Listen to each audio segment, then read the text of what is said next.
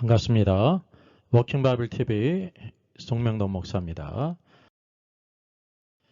비대면 예배가 비성경적인 이유들을 한번 찾아보겠습니다. 저 여기 요한계시록 책입니다. 요한계시록 1장부터 11장 그가 왕노로 다시리라. 제가 30년 전에 요한계시록 강해집을 냈어요. 다니엘서를 포함한 게 510쪽이고 아주 중요한 부분만 넘어서 510쪽인데요. 이제 30년이 넘어서 책도 이제 품절이 될 뿐만 아니라 이제 모든 내용들을 한번 다시 집필을 해야 되겠다라는 마음을 품고 제가 오래전부터 집필을 시작해서 지금 중간 단계에 있습니다. 그래서 여러분이 이제 책을 보시게 되면 성경의 완성과 신앙의 놀라운 영광과 하나님의 놀라운 경륜을 다 할 수가 있습니다. 그래서 요한계시록 제가 여기 가제로 하나님의 왕국과 창조의 경륜의 완성이 요한계시록이에요. 요한계시록 알지 못하면 하나님의 경륜을 알지를 못하게 되는 거예요. 모든 성경을 알아도 계시록을 모르면 결론 부분이 없게 된다는 사실이죠. 그래서 우리가 이 부분을 더 잘 알아야 될 필요가 있죠. 그래서 1장부터 11장까지의 내용을 제가 지금 집필 중에 있습니다. 여기 밑에는 그가 왕노로 다시리라. 이게 가장 중요한 부분이거든요. 그래서 북펀딩이라는 게 소위 있는데 예약 구매로 후원을 하는 것입니다. 제가 이제 1장부터 11장까지 지금 집필 중에 있고요. 약 1000쪽에서 1100쪽 이렇게 분량이 될 것이고 양장본으로 이렇게 출판하게 될 것입니다. 우리 일선에서 수고하는 우리 목회자님들을 위해서 성도님을 위한 필독서로서 아주 심도 있게 30년 만에 재개정판을 새로 내게 됐습니다. 그래서 헬라어 원어가 있고 쉽게 또 발음도 달고 의미도 설명하면서 또 영어로도 변기를 해서 뭐 학생들이나 성도님이나 목회자들도 이해하기 쉽게 했고요. 특별히 무천년설과 전천년설을 비교해 가면서 어떤 것이 이제 성경의 견해고 어떤 것이 오류가 있는지를 자세히 QST 하면서 책을 달았습니다. 아마 이렇게 요한계시록을 쓴 책은 제가 찾아보질 못했어요. 또 중요한 것은 각 중요한 주제들을 토픽으로 다 이렇게 달았습니다. 쉽게 얘기하면 생명책에서 그 이름이 흐려진다고 했는데 지운다고 했는데 그 뜻이 바로 무엇인가 성경을 쭉 통해서 하나의 논문과 같이 모든 주제들을 망라해서 이렇게 달았고요. 정가가 이제 약 59,000원인데 예약 특가가 5만 원이에요. 그리고 이제 무료 배송이 됩니다. 이 계좌에 본인 이름을 꼭 기재를 하셔서 5만 원을 입금한 후에 이 메일로 입금자 성명과 주소를 보내시면 출판 후 가장 먼저 이제 10월경이 될 것 같습니다. 먼저 원고 교정 봉사자 요청 안내입니다. 구독자로서 원고 교정 봉사하실 분이고요. 특성상 달란트가 있으신 분이어야 되겠죠. 또 특성상 간단한 자기소개 있어야 되겠습니다. 또 신청자 모두 다 할 수 없습니다. 원고에 동역할 기회가 있고요. 좀 수고하시는 거고 또 원고를 미리 보는 축복이 있습니다. 부탁드립니다.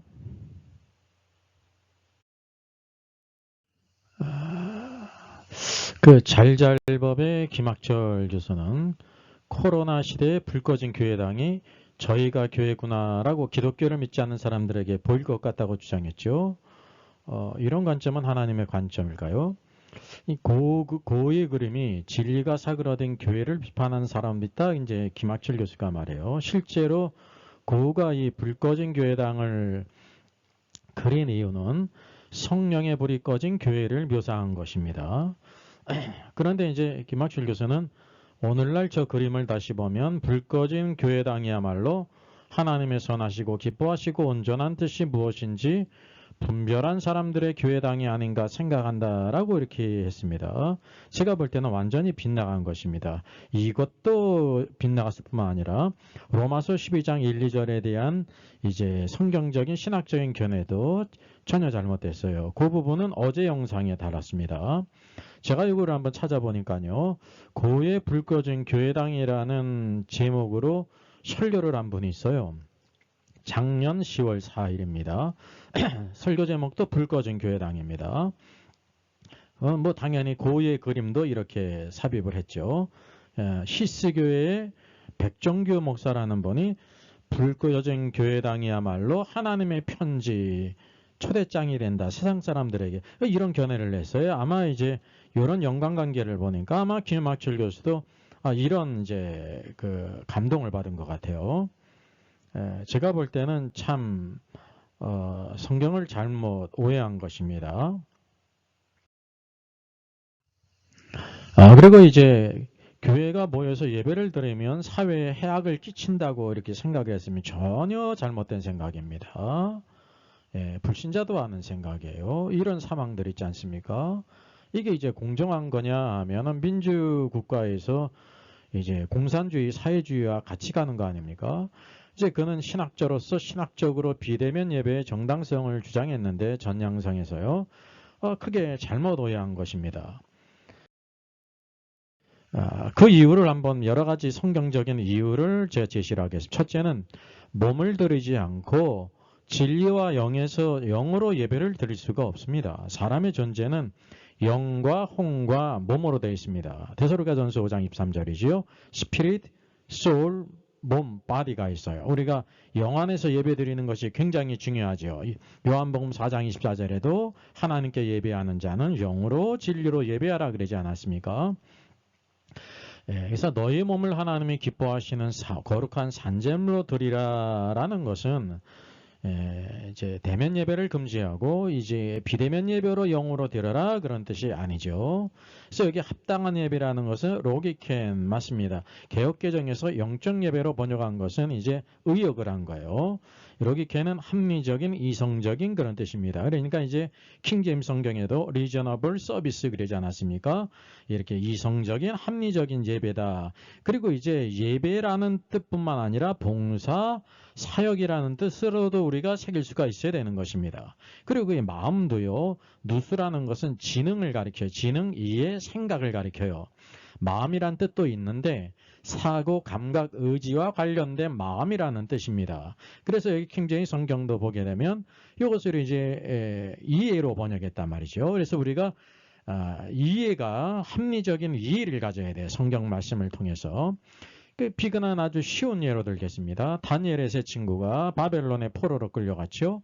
불행중 다중으로 이제 다행으로 이제 왕의 진미를 먹고 교육을 받을 수 있는 기회가 주어졌어요. 인생길이 열리는 건데 그 왕의 진미가 우상의 제물이라 말입니다. 이 지금 여기 권세를 잡고 있는 왕의 명령이에요. 그러면 다니엘과 세 친구가 우상 제물은 먹고 내 마음은 하나님만 경배할 거야 라고 그랬습니다. 아닙니다. 우상의 제물도 안 먹고 하나님만을 경배했단 말이죠. 우리가 너무나도 잘 아는 이제 다니엘의 세 친구 이제 우상에게 경배하지 않으면 절하지 않으면 풀무불에 던져지게 돼요. 그래서 그들이 어떻게 했습니까? 하나님 내 이렇게 죽을 수밖에 없으니까 우상에게 경배하는데 난 하나님만 경배하겠습니다. 그러지 않았단 말이죠. 몸도 우상에게 경배하지 않고 마음도 하나님만 경배했다는 거죠. 여러분 이와 같이 몸과 마음이 하나가 되어야 되는 것입니다. 둘째는 서머나 교회에 큰 핍박이 있었죠. 열흘 동안 핍박을 받으리라 그랬는데 그게 10대 황제들의 핍박이었어요. 그럼 서머나 교회는 단지 시저상에 시저는 나의 주입니다 이렇게 고백을 하면요 고난도 없고 죽음도 없어요. 그러면 그들이 내가 시저는 나의 주라고 고백하면서 한번 절하고 난 주님만 잘 섬기겠습니다 그러지 않았단 말이죠. 몸도 시저에게 경배하지 않고 마음도 하나님만 경배했어요. 그래서 그들이 순교한 거 아닙니까? 또 부모님 생신이 왔습니다. 그때 이제 물론 뭐 축하금을 보냈겠죠. 여행을 가면서 부모님 내 마음은 정말 사랑합니다. 그래가지고 여행을 가버렸어요. 여행을 꼭 가버릴 그런 이유가 있는지 없는지 모르겠지만 여러분 부모님 생신이 한 달에 한 번 돌아오는 거 아니고 거기 어떤 일이 있든지 이렇게 참석할 수 있는 것이 몸도 참석하고 마음도 기뻐하고 이렇게 축하하는 것이 정상적이에요. 이 땅에서도요. 이렇게 일치가 돼야 되는 것입니다. 여러분 가장이 열심히 일해가지고 돈을 많이 버는데 가장이 집에 들어오질 않아요. 그리고 가족들을 사랑한다고 그래요. 그 생활비는 보냈는지 모르겠어요. 여러분 정상적인 가족은 언제나 함께 이렇게 모여야 되는 것입니다. 아주 특별한 경우는 그 예외가 있겠죠. 네? 만약에 교회에 이렇게 공사를 하고 뭐 이렇게 작업을 하는데 나는 기도만 한다 하는 사람은 진정으로 교회를 사랑하고 하나님을 사랑하는 사람입니까?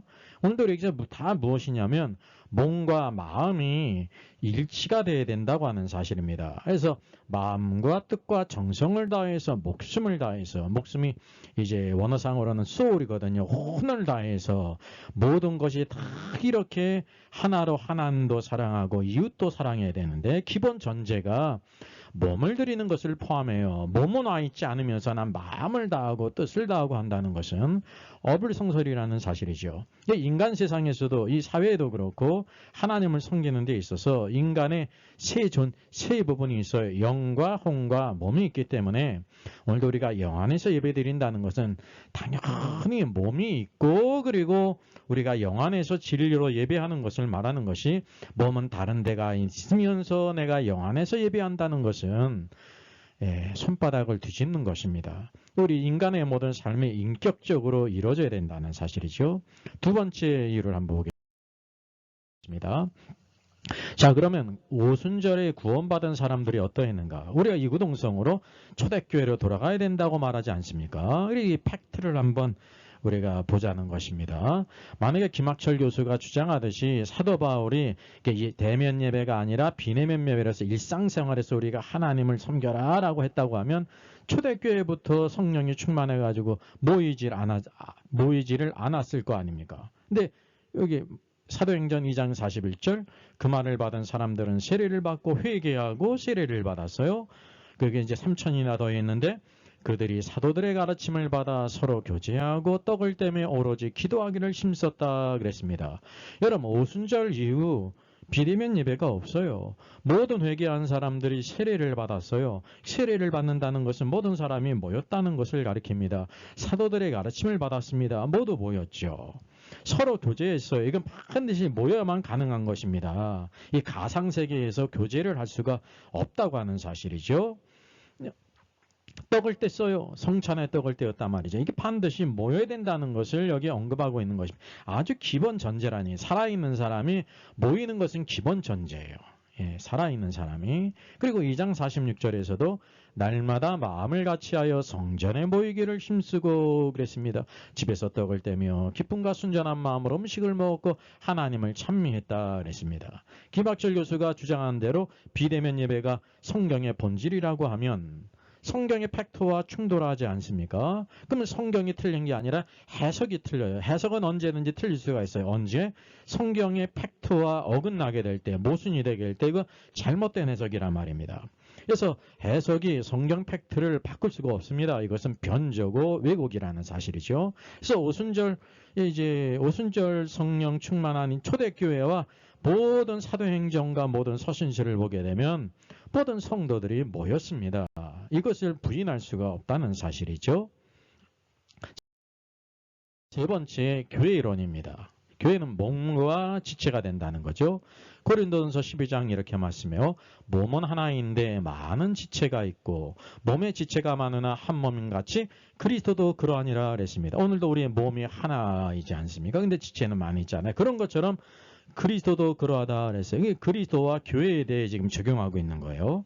우리가 유대인이나 헬라인이나 종이나 자유인이나 다 한 성령으로 세례를 받아 한 몸이 되었다 그래서 이게 교회이론이 한 몸이에요. 여러분, 교회는 공동체가 아니에요.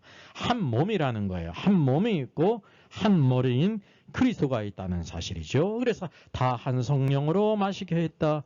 몸은 한 지체뿐만 아니요 여럿이니 만일 발이 되나는 손은 아니게 지체에 대해서 쭉 말씀하고 있는 것입니다. 흔히 고린도전서 12장을 지체를 기능으로만 우리가 많이 압니다.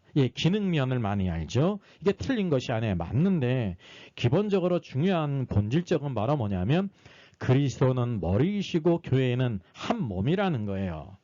한 몸이에요. 몸이 하나라는 사실이죠. 교회는 한 몸이, 공동체가 아니라는 걸 여러분 알아야 돼요. 공동체는 세상에도 수많은 공동체가 있잖아요. 수많은 이익단체, 정치, 많은 이권으로 인해 가지고, 아니면 기호단체든지 그런 많은 공동체가 있지 않습니까? 교회는 그리스도의 몸이라는 사실입니다. 유기적인 관계, 생명의 관계라는 사실이죠. 그래서 각 성도는 몸에 다 지체들이라는 사실입니다. 오늘도 그래서 각 지체들이 어떻게 되냐면 예배는 각 지체가 한 몸으로 다 모여서 하나님을 예배해야 된다는 거예요. 이게 원칙이에요. 교회사를 통해서 이것이 면면하게 쭉 흘러내려오고 있다고 하는 사실이 이제 변한 적이 없어요. 오순절 성령이 임하신 이후부터 이것이 변한 적이 없단 말이죠. 전쟁 가운데서도 모여서 예배를 드리고 오늘도 어떤 어려움이 있어도 기근이 있고 환란이 닥쳐도 모여서 예배를 드렸다고 하는 사실을 기억할 필요가 있습니다. 왜냐하면 교회에는 몸이에요. 그래서 한 몸은 항상 이렇게 모여서 예배를 드렸습니다. 자, 넷째가 있습니다.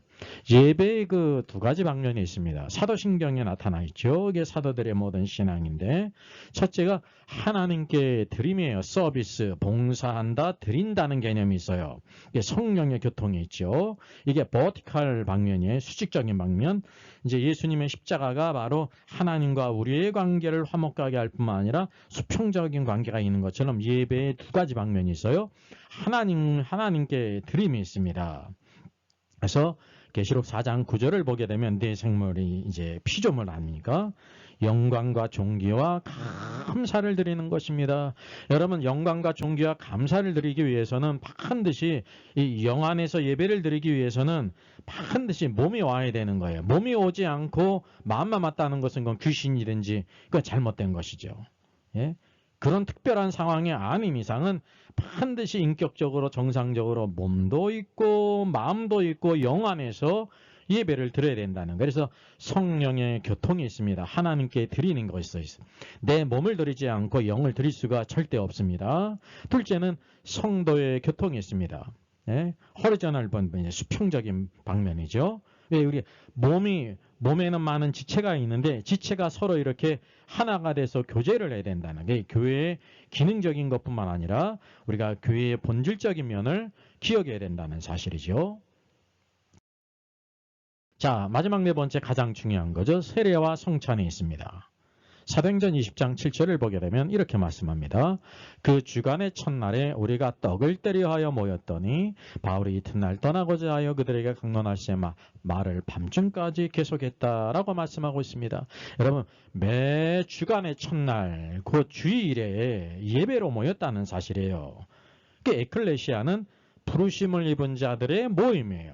예? 세상에서 우리가 부름을 입었는데 마음대로 그렇게 하는 것이 아니라 부른 자들의 그 모임이라는 한 몸으로 모여야 된다는 사실이에요. 이게 교회론 중요한 것입니다. 한 몸이 있고 한 머리가 반드시 있어야 된다는 것입니다. 그 왜 모였냐면 떡을 때려 하여 그랬으면 이 떡은 무슨 떡이에요? 성찬의 떡이에요. 주님이 찢기신 살과 흘리신 피를 기념하기 위해서 성찬을 나눴다고 하는 사실이죠. 그래서 교회의 세 가지 표지 교회의 세 가지 표징이 있어요. 이 세 가지가 없으면 교회가 아니라는 것입니다. 교회면 반드시 있어야 된다는 거죠. 첫째는 하나님의 말씀의 선포입니다. 이게 하나님의 말씀이 선포돼야 되죠. 둘째는 뭐냐면 성례의 집행입니다.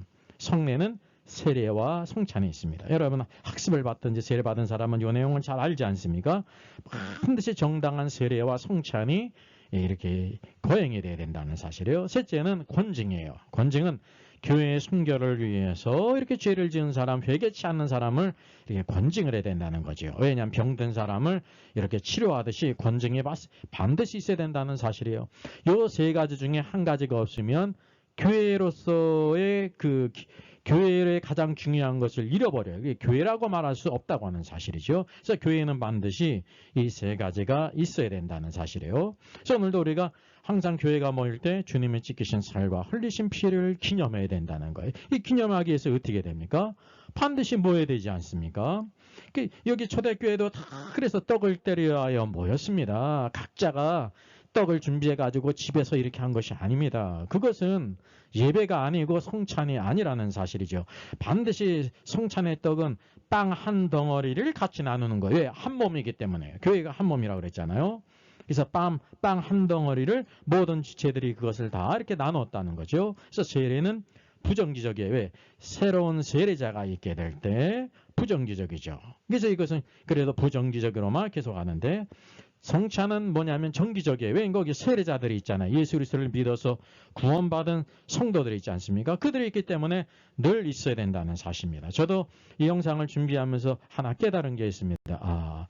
성찬을 좀 소홀히 했다라는 생각을 가져요. 이렇게 뭐 1년에 4번이든지 뭐 이렇게 절기 때 이렇게 하게 되었는데 우리가 너무 소홀함으로 말미암아서 우리가 성찬의 참된 의미를 잃어버렸던 것 저도 이 영상을 준비하면서 하나 깨달으면서 회개를 했습니다. 오늘도 우리 교회의 참된 지표는 하나님의 말씀의 선포예요. 이걸 모르는 사람이 없잖아요. 여러분 성례의 집행입니다. 세례와 성찬이고 그리고 합당한 징계가 있어야 된다는 사실을 기억할 필요가 있어요. 이 모든 것이 모이지 않고 이루어질 수가 없는 것입니다. 그래서 교회론이 중요한데 교회는 공동체가 아니라 한 몸이에요. 몸. 한 몸, 수많은 지체들이 모여서 인 몸, 우리 몸의 지체들이 있잖아요. 만약에 손 하나가 기능을 잃었다 그러면 얼마나 많이 불편하고 힘든 인생을 살겠습니까? 그래서 한 몸이기 때문에 한 머리이신 그리스도 안에서 함께 모여서 예배드리는 것이 중요하다는 사실을 기억할 필요가 있습니다. 이것이 성경의 닥트린입니다. 이것을 우리가 어떤 해석으로 변절할 수가 없습니다. 자, 성경 말씀 보게 되면 성찬의 중요성을 이렇게 언급하지 않습니까? 고린도전서 11장이죠. 내가 너에게 전한 것은 주께 받은 것이니 사도 바울이 스스로 말한 것이 아니라 주님께로 받았다는 거죠. 그 주 예수께서 잡히시던 밤에 떡을 가지사 축사하시고 떼어 이르시되 이것은 너희를 위하는 내 몸이니 이것을 행하여 나를 기념하라 하시고 식후에 또한 그와 같이 잔을 가지시고 이르시되 이 잔은 내 피로 세운 새 언약이니 이것을 행하여 마실 때마다 나를 기념하라. 그래서 오늘도 이 성찬은 주님을 기념하는 거예요. 주님을 기념하니 하던 성도는 주님의 것이 아니라는 사실이죠. 그리고 너희가 이 떡을 먹으며 이 잔을 마실 때마다 주의 죽으심을 그가 오실 때까지 전하는 것이니라 라고 말씀하고 있어요. 오늘도 우리가 우리들의 회개가 있어야 돼요. 저를 비롯해서 성찬을 너무 소홀히 하지 않았습니까? 오늘도 그래서 성찬의 중요성을 너무나도 잃어버렸다는 것을 깨닫게 됩니다. 그래서 은혜의 방편은 하나님의 말씀과 성찬입니다. 그래서 성찬을 보이는 말씀이라고 그래서 이렇게 눈에 보이잖아요. 주님의 찢기신 살 기념하는 떡이 있고 주님이 흘리신 보혈을 상징하는 포도즙이 있는데 그래서 보이는 말씀이라고 그랬어요. 은혜 받는 방편이 하나님의 말씀과 성찬입니다. 그래서 오늘도 이것을 우리가 참으로 회복할 필요가 있죠. 물론 여러 가지 특별한 상황, 병원에 입원했다든지 이런 것을 가리키는 게 아니에요. 우리가 정상적인 상황에서 반드시 한 몸인 교회가 하나님께 나와 내 몸을 드리고 마음도 드리고 오늘도 영 안에서 진리 안에서 하나님께 감사를 드리고 찬송이 있고 거기에 오늘도 우리의 예물도 드리고 오늘도 성도들의 교제가 있고 오늘도 온전한 신앙생활이 축복입니다. 이것을 우리가 잃지 않고 예수 그리스도 안에서 이 풍성한 삶을 누리고 하나님께 영광 돌리는 저 여러분 되기를 주님의 이름으로 부탁드리겠습니다. 저의 저서를 소개해드리겠습니다. 때를 알라 주님이 오신다. 계시록과 다니엘서의 전반적인 조망을 다룬 책입니다. 저 사람 천국 갈 수 있을까? 구원과 천국의 내용을 심도 있게 다뤘죠. 구원 탈락인가 거짓신자인가? 모든 중요한 제문제를 다룬 책입니다. 탈고되기가 있고요. 여러분 센스 있는 사람들의 특징이 뭘까요? 구독, 좋아요를 누릅니다. 특별히 이제 좋아요를 많이 누르시면 다른 사람들이 이 영상을 찾아서 볼 수 있는데 도움이 된다고 합니다.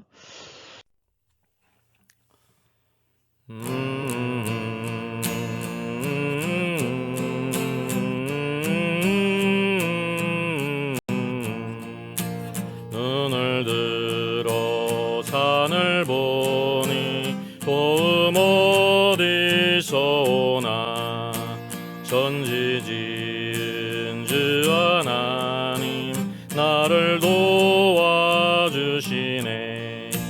나의 발이 실족지 않게 주가 깨어 지키며 택한 백성 항상 지켜 길이 보호하시네. 도우시는 하나님이 내게 그늘 되시니 낮에 해와 밤의 달이 너를 상치 않겠네. 내게 와 나를 주지 않고 오늘 보하시며 너의 출입 지금부터 영영 인도하시리.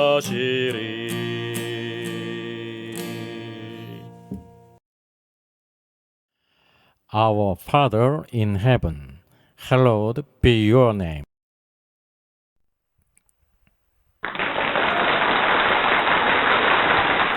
수고하셨습니다.